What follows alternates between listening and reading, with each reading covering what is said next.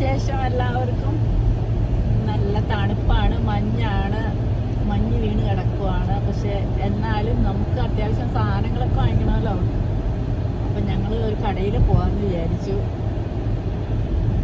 Snow ഉള്ളതുകൊണ്ട് ഞാൻ വളരെ സൂക്ഷിച്ചാണ് വണ്ടി ഓടിക്കുന്നത്. കാരണം വണ്ടി പാളാൻ നല്ല ചാൻസ് ഉണ്ട്.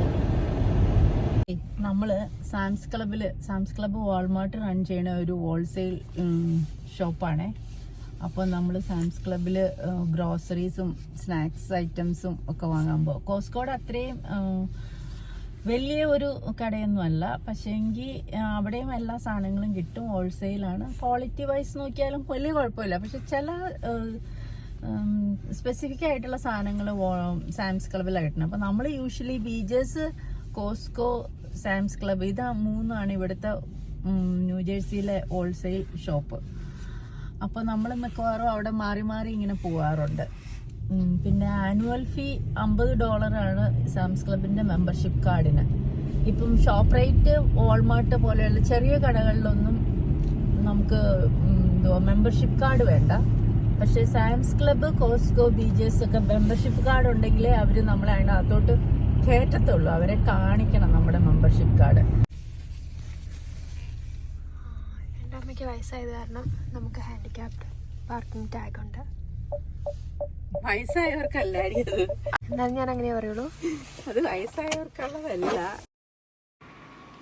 അങ്ങനെ നമ്മൾ സാംസ് ക്ലബ്ബിലെത്തിയിട്ടോ.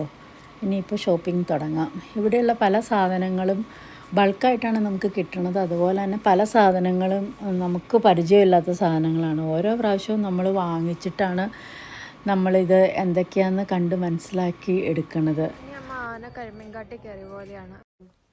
ഒത്തിരി കളക്ഷൻസ് ഒന്നും ഇല്ലെങ്കിലും ഇവിടെ ജ്വല്ലറി ഒക്കെ അവൈലബിൾ ആണ്. പൈസയൊക്കെ കുറച്ചൊരു ഹൈ എൻഡ് പരിപാടിയാണ്. എന്നാലും ഞങ്ങൾ ഇവിടുന്ന് വാങ്ങാറില്ല, ചുമ്മാ നോക്കുന്നത്. പിന്നെ അതേ ഫർണിച്ചറും എല്ലാം വീട്ടിൽ കൊണ്ടുപോയി അസംബിൾ ചെയ്യാനുള്ള ടൈപ്പാണ്. ഡെക്കോർ ഐറ്റംസും ഇലക്ട്രോണിക്സും ഒക്കെ അവൈലബിൾ. പിന്നെ എനിക്ക് വളരെ ഇഷ്ടപ്പെട്ട ഒരു കാര്യമാണ്, ഇവിടെ ഷോപ്പിങ്ങിന് വരുമ്പോൾ നമുക്ക് നടക്കാൻ പറ്റില്ലെങ്കിൽ ഇങ്ങനെ ഹാൻഡിക്യാപ്ഡിനുള്ള വീൽ ചെയർ കാർഡ്സ് ഉണ്ട്. നമ്മൾ ഒരാവശ്യമില്ലെങ്കിലും തുണി കാണുമ്പോൾ ഒരു ഭ്രാന്താണ്. ഒന്ന് നിന്ന് നോക്കിയിട്ട് പോകണം, അതാണ് അതിൻ്റെ ഒരു ബ്യൂട്ടി. ഞാനിതിങ്ങനെ നോക്കിക്കൊണ്ടിരിക്കുമ്പോൾ എൻ്റെ കണ്ണിങ്ങനെ പരതിക്കൊണ്ടിരിക്കും. കോൺസെൻട്രേറ്റ് ചെയ്യാൻ പറ്റില്ല എനിക്ക് ഡ്രസ്സ് കണ്ടു കഴിഞ്ഞാൽ. എന്നാ ഒത്തിരി വാങ്ങിയിട്ടുണ്ടോ? അതൊട്ടില്ലതായിരുന്നു. വെക്കാൻ സ്ഥലമില്ലാന്നാണ് പറയണം. ഉടുക്കാശീല ലാഭം, അങ്ങനെയാണ്. ഉണ്ണാച്ചോറ് മണ്ണ്, ഉണ്ണാച്ചോറ് തേക്ക എണ്ണധാര. എനിക്കാ ഇപ്പൊ ഓർമ്മ.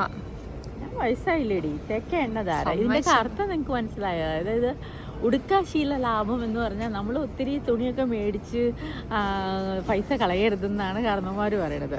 അപ്പൊ ഇപ്പൊ പോവാ, ഇവിടെ സെക്ഷനിൽ നിന്ന് പോവാ.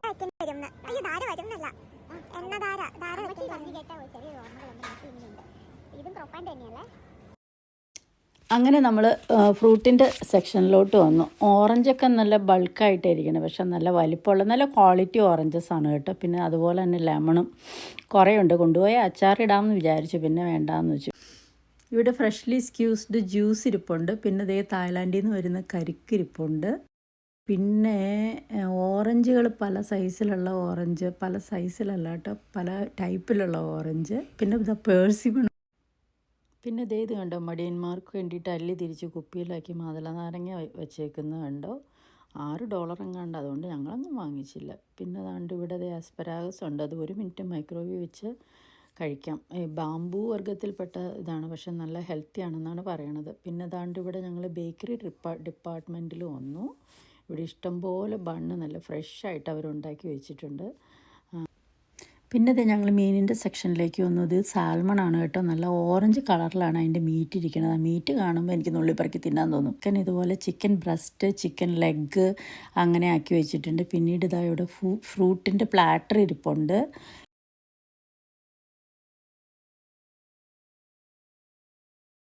സെക്ഷനിലാണെങ്കിൽ പല ടൈപ്പ് ബീഫ് ഇരിക്കുന്നുണ്ട്. നമ്മൾ ആ കട്ട് ചെയ്ത് വെച്ചേക്കണത് എടുത്തുകൊണ്ട് പോയിട്ട് അത് അങ്ങനെ ഏത് രീതിയിലാണ് നമുക്കങ്ങനെ കട്ട് ചെയ്ത് കഴിക്കേണ്ടതായ വലിയ പാടുപാടുകളൊന്നുമില്ല.